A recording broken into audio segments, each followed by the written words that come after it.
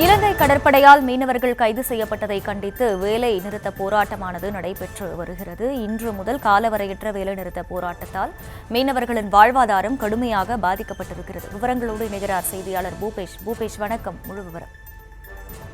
வணக்கம். மண்டபம் வடக்கு மீன்பிடி துறைமுகத்திலிருந்து கடந்த சனிக்கிழமை அன்று 300க்கும் மேற்பட்ட விசைப்படகில் 1000க்கும் மேற்பட்ட மீனவர்கள் கடலுக்கு மீன்பிடிக்க சென்றனர்.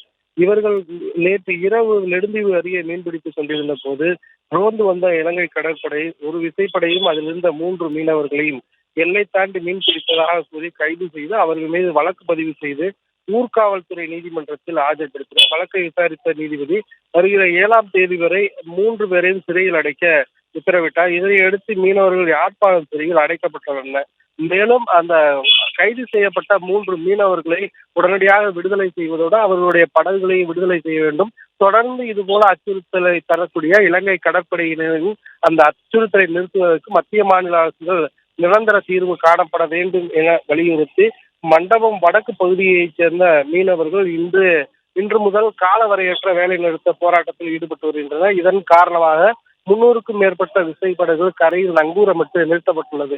இதன் காரணமாக நேரமாகவும் மறைமுகமாகவும் 5000க்கும் மேற்பட்ட மீனவர்கள் வேலை இழப்பதோடு நாளொன்றுக்கு 5 கோடி ரூபாய் அளவிற்கு வர்த்தகம் பாதிக்கப்படுவதாகவும் இதற்கு மத்திய மாநில அரசுகள் நிரந்தர தீர்வு காண வேண்டும் எனவும் மீனவர்கள் தரப்பில் கோரிக்கை விடுக்கப்பட்டுள்ளது.